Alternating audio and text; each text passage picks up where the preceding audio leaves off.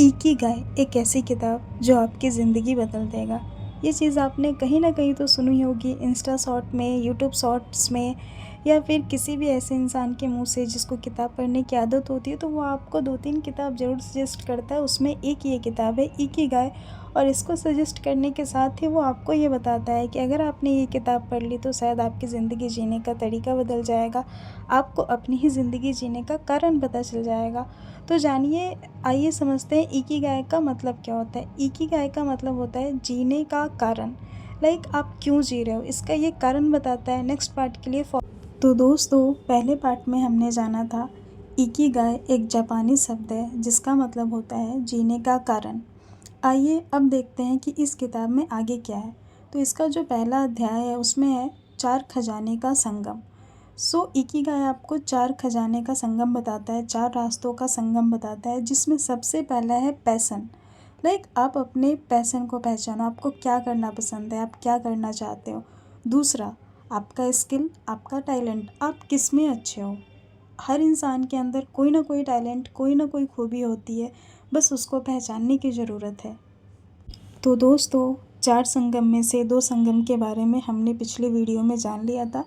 इस वीडियो में देखते हैं इसका तीसरा और चौथा संगम क्या है। इसका तीसरा संगम है जिसकी दुनिया को ज़रूरत है, यानी कि सर्विस।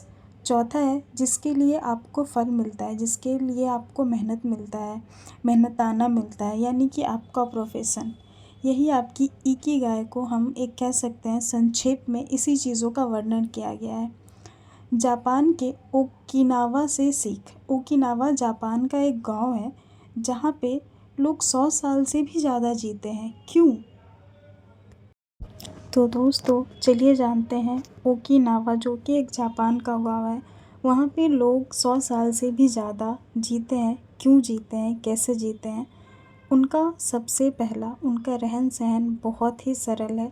वो छोटे छोटे काम करते हैं, परिवार और दोस्तों के साथ जुड़े रहते हैं, और सबसे बड़ी बात और सबसे ख़ास बात, उनके पास इकिगाई है जो कि उनको जीने का तरीका बताता है, जीने का रास्ता बताता है। आज हम कह रहे हैं कि हमें ये किताब पढ़नी चाहिए, और वो लोग शायद इस किताब को सालों सालों से पढ़ते आए हैं, इसके लिए उनका जीवन बहुत सरल।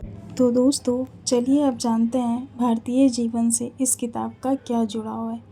अगर इसे भारतीय के नज़रिए से देखें तो इकिगाई हमें हमारी पुरानी जीवन शैली की याद दिलाता है, जैसे कर्म योग, जो अपने कर्म के आनंद को पाओ। दूसरा, संतुलन, ना ज़्यादा भाग दौड़, ना आलस, एकदम मध्य वर्ग से जीना चाहिए। तीसरा, सादगी और सेवा, दूसरों की भलाई में ही अपनी खुशी को पाना चाहिए। तो दोस्तों, चलिए जानते हैं कि इकिगाई में और आगे क्या क्या लिखा है।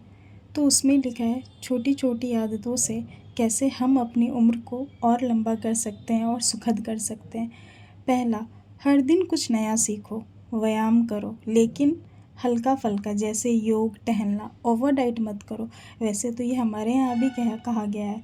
भोजन आधा पेट और पानी पूरा पेट, और हवा से पाचन। दोस्तों, परिवार के साथ गहरी बातचीत करो, दिल से मुस्कुराओ, चाहे छोटी सी बात पर ही क्यों ना हो, लेकिन मुस्कुराओ। जैसे ये सारी चीज़ें कही गई है, हम सुनते तो डेली है। अंतिम संदेश, इकिगाई का जो अंतिम संदेश है, चलिए देखते हैं उसमें उसने क्या कहा है। इकिगाई हमें सिखाता है कि ज़िंदगी कोई दौर नहीं है, यह तो एक सुंदर यात्रा है जहाँ हर दिन एक छोटा सा काम, हर छोटी मुस्कान हमें जीने का नया कारण देती है। तो दोस्तों, आप भी अपना इकिगाई ढूंढो, वही तुम्हारे असली जीवन का मंत्र है।